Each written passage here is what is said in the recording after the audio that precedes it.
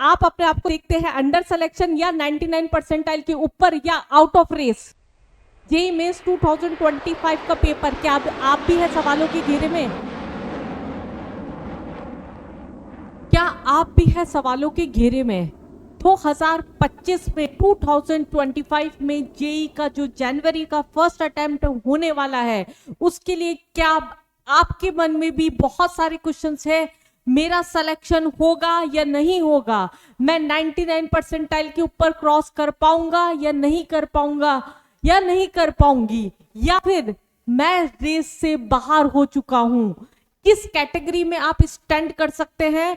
अभी अगस्त 2024 चल रहा है, मतलब आपके पास सितंबर, अक्टूबर, नवंबर, दिसंबर 4 महीने पूरी तरीके से किस कैटेगरी का बच्चा क्या कर सकता है, इस पे हम बात करेंगे आज। ये आपके लिए फ्री काउंसलिंग सेशन है, आप ये मान लीजिए।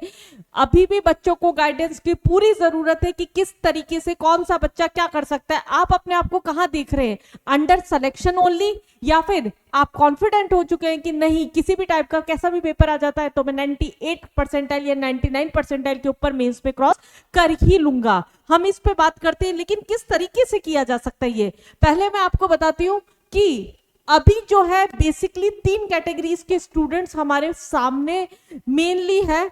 आप देखेंगे यहाँ पर ये बहुत ही पढ़ाकू से बच्चे दिख रहे हैं आपको।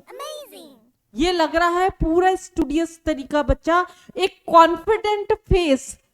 इन्हें पता है अंदर से कि हमने 11th और 12th में अभी तक इतनी अच्छे से प्रिपरेशन कर ली है कि हमारा ऑलमोस्ट 80% सिलेबस कंप्लीट हो चुका है। अब हम रिवीजन वाले मोड में आ चुके हैं और अब हम कंटिन्यूसली पेपर प्रैक्टिस करेंगे तो हम 100% 99 परसेंटाइल क्रॉस कर लेंगे। मतलब ये वो कैटेगरी जो 98 परसेंटाइल के आपके पास में, परसेंटाइल की बात हो रही है यहाँ पर, परसेंटाइल के ऊपर जा रही है। दूसरी कैटेगरी अभी कौन से वाले क्राउड की है? हम मान लेते हैं इन तरह के बच्चों की, या इन तरह के बच्चों की जो बहुत ज्यादा कंफ्यूजन में है, बहुत ज्यादा कंफ्यूजन में है कि हमारा सिलेक्शन भी होगा या नहीं होगा। बहुत कंफ्यूजिंग से हैं ये लोग कि हम केवल बोर्ड की प्रिपरेशन कर लें क्या?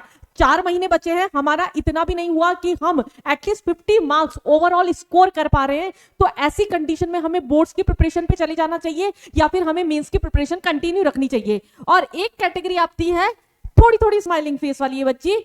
इस तरह की कैटेगरी मैक्सिमम कैटेगरी होगी जिनको ये पता है अभी कि हम 98 परसेंटाइल तो क्रॉस नहीं कर पाएंगे इस स्टेज पे, लेकिन वो कहीं ना कहीं डीप डाउन अपनी प्रिपरेशन को लेके कॉन्फिडेंट भी है कि हम सिलेक्शन तो लेके चले जाएंगे।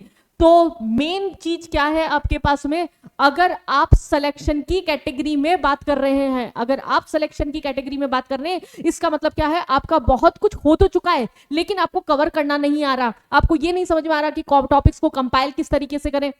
अगर आप 98 परसेंटाइल के ऊपर अपने आप को देख पा रहे हैं तो आपने कहीं ना कहीं ऑलमोस्ट सिलेबस कंप्लीट कर रखा है। मैं तीनों कैटेगरीज के बच्चों के लिए बात करती हूं यहाँ पर। अगर जो अपने आप को आउट ऑफ रेस मान रहे हैं वो क्या कर सकते हैं, कैसे सिलेक्शन पा सकते हैं? जो सिलेक्शन की उम्मीद लगा रहे हैं वो कैसे 98 परसेंटाइल तक पहुंचा सकते हैं अपने आप को, और जो 98 परसेंटाइल तक अपने आप को सोच रहे हैं वो कैसे 99 परसेंटाइल के ऊपर पहुंच सकते हैं। तो हम तीनों कैटेगरीज को लेके एक बार बात करते हैं। मतलब आज से हमारी एक नई जंग शुरू हो रही है। अभी तक हम एक स्ट्रगल कर रहे हैं कि हमने पढ़ाई करी, हमने कहीं से भी यहाँ पर ट्यूशंस ली, कोचिंग्स ली, हमने ऑलमोस्ट सिलेबस करने की कोशिश करी, बहुत बारी शीट मॉड्यूल सॉल्व करे, कुछ लोगों से हुए, कुछ लोगों से नहीं हुए। तो बेसिकली हम बात करते हैं सबसे पहले जो अपने आप को आउट ऑफ रेस मान रहे हैं। बेटा इतनी जल्दी हम बाहर अगर निकल जाएंगे ना तो हमने लड़ा ही नहीं है। अगर आपने 50-60 मार्क्स भी सिक्योर कर लिया है अपने लिए तो केवल इस टाइम पे आप बिल्कुल भी स्विच ना करें कि हम बोर्ड्स की प्रिपरेशन कर लें, केवल हम जेईई से बिल्कुल अपने आप को आउट कर लें, बिल्कुल भी नहीं। कुछ इंपॉर्टेंट चैप्टर्स पे ध्यान दीजिए। फॉर एग्जांपल अगर मैं केमिस्ट्री की फैकल्टी हूं तो मैं आपको ये गाइड करूंगी कि केमिस्ट्री में कुछ मेजर पोर्शन कर लीजिए, like periodicity, chemical bonding, coordination, compound, GOC1, GOC2। Physical में आपको जो भी 1-2 चैप्टर्स अच्छे लगते हैं जिससे 2 या 3 मार्क्स आप उठा सकते हैं, 2 या 3 क्वेश्चंस जो उठा सकते हैं। एटॉमिक स्ट्रक्चर हो गया, अगर आपको वो इजी लगता है तो आप वो कर लीजिए। अगर आपका कॉन्सेप्चुअल पार्ट या बोर्ड लेवल वाइज अगर आप अच्छा कर रहे हैं तो सॉल्यूशन या काइनेटिक्स में से कुछ कर लीजिए। तो इस तरीके से आप लगभग केमिस्ट्री में लाइक अपने अभी भी 50+ मार्क्स जो है वो सिक्योर कर सकते हैं। सिमिलरली अगर मैं बात करूं फिजिक्स के लिए और मैथ्स के लिए, तो ऐसे चैप्टर्स उनमें से भी निकल के आ जाते हैं आपके, जो कम से कम आपको 30 मार्क्स या 40 मार्क्स तो निकाल सकते हैं। पहले आपको रेस में अपने आप को दोबारा शामिल करना होगा। दूसरी कंडीशन है, जिन्हें पता है कुछ भी हो जाए हमारा सिलेक्शन तो हो जाएगा, लेकिन जो इस कैटेगरी के बच्चे होते हैं जो बहुत मेहनत कर रहे हैं लेकिन इनके साथ में डायरेक्शन वाली प्रॉब्लम चल रही है, मतलब बहुत कुछ पढ़ लिया है इसलिए हम कहीं ना कहीं डीप डाउन जानते हैं कि हमारा हो तो जाएगा, पर हम सिक्योर नहीं है, हमसे क्वेश्चंस नहीं हो पा रहे हैं, या फिर हमारे मॉड्यूल सॉल्व हो रहे हैं तो फिर हमारा बैकलॉग रह जा रहा है, रिवीजन नहीं हो पा रहा, तो आपको एक प्रॉपर टाइम मैनेजमेंट बनाना पड़ेगा, एक स्ट्रैटेजी बनानी पड़ेगी। एक पेपर और पेन उठाइए, अभी आज की तारीख में ये करिए। अगर आप अपने आप को अंडर सिलेक्शन देखते हैं तो आज की तारीख में ही ये करिए, पेपर पेन उठाइए। टिल नाउ आप वो चैप्टर्स लिखिए कि कोई भी पेपर में मेंस के किसी भी तरह का क्वेश्चन आ जाएगा तो इन पर्टिकुलर चैप्टर्स से तो हमारे क्वेश्चन 100% हो जाएंगे। अगर हम बात करें केमिस्ट्री में 5 चैप्टर, फिजिक्स में 5 चैप्टर और मैथ्स में 5 चैप्टर, हम एवरेज 5 मान लेते हैं। कुछ बच्चों की केमिस्ट्री अच्छी होती है, कुछ की फिजिक्स अच्छी होती है, कुछ की मैथ्स होती है, इसलिए मैं एवरेज 5 मार्क्स की भी अगर मैं बात करूं यहाँ पर, अगर आप 5 मार्क्स, अगर 5 क्वेश्चन भी हर चैप्टर में से उठा रहे हैं तो ये तो हमारे पास में फिक्स क्वेश्चन हो गए। फिर उसके बाद में आप ये देखिए कि कौन से चैप्टर्स हम ऑलरेडी पढ़ चुके हैं और किसको हम आने वाले 1 महीने में कंप्लीटली अगेन +5 15 मार्क्स के 15 क्वेश्चंस के लिए अपने आप को अगेन प्रिपेयर कर सकते हैं अप टू सितंबर लास्ट।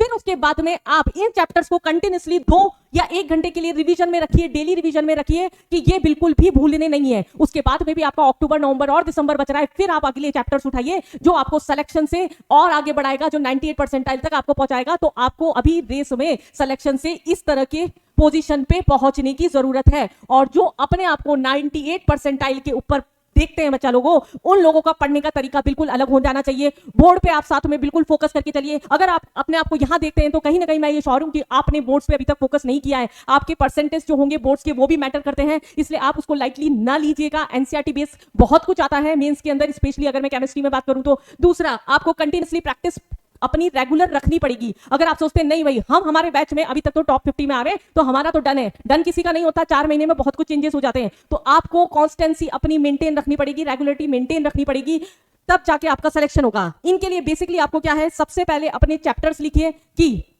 और जो बच्चे सिलेक्शन अपने आप को काउंट ही नहीं कर रहे हैं, ऐसा नहीं है, आप आज से तैयारी शुरू करिए। 4 महीने में कोई भी बच्चा सिलेक्शन ले सकता है, शिद्दत से पढ़ने की जरूरत है केवल। तो बेसिकली क्या है, आपको सबसे पहले क्या करना है, वो चैप्टर्स उठा रहे हैं जिसमें आप जानते हैं कि आप स्कोर कर सकते हैं, लेकिन टीचर्स की गाइडेंस के साथ में। ऐसा नहीं कोई भी चैप्टर उठा लिया, आपको तो पसंद है लेकिन उससे क्वेश्चन ही नहीं आ रहे, उन टॉपिक से क्वेश्चन नहीं आ रहे जो आपको अच्छे लगते हैं। आपका इस पे कंसंट्रेशन बहुत होना चाहिए कि किस चैप्टर से, किस टॉपिक से 100% क्वेश्चन आता ही आता है, उनकी प्रैक्टिस आपको बढ़ानी पड़ेगी। पीवाईक्यूज की भरमार प्रैक्टिस करिए, भरमार मतलब आप अनलिमिटेड प्रैक्टिस करिए पीवाईक्यूज की, क्योंकि पीवाईक्यूज में कितने सेट होते हैं आपके एक बार में, या तो आपके 10 सेट हो रहे हैं या फिर आपके 12 सेट हो रहे हैं। एक अगर हम जनवरी अटेम्प्ट की बात करें या अप्रैल अटेम्प्ट की बात करें तो दोनों अटेम्प्ट में मिला के पीवाईक्यूज में हमारे लॉट ऑफ क्वेश्चन हो जाते हैं, हर पैटर्न कवर होता है। अगर आपका थ्योरी पार्ट स्ट्रॉन्ग है तो सबसे पहले पीवाईक्यू पे ध्यान दीजिए। और अगर पीवाईक्यूज में प्रॉब्लम आ रही है तो कैटलाइज इंस्टीट्यूट की टीम कंटिन्यूअसली आपके लिए पूरे 2024 की 13 के चैप्टर वाइज फैकल्टीज यहां पर आपको प्रोवाइड कर रही है, पूरे पीवाईक्यूज की सीरीज, उनको आप देख सकते हैं। उनको देखने के लिए आपको थोड़ा सा चैनल को सब्सक्राइब करके रखना पड़ेगा, जिससे कंटिन्यूअसली आपको नोटिफिकेशन आते रहे और आप अपडेट रहें किस पैटर्न के क्वेश्चन आ सकते हैं, कैसे नहीं आ सकते। सिलेक्शन की रेस में आपको अपने आप को बाहर बिल्कुल भी नहीं देखना है। यहां पर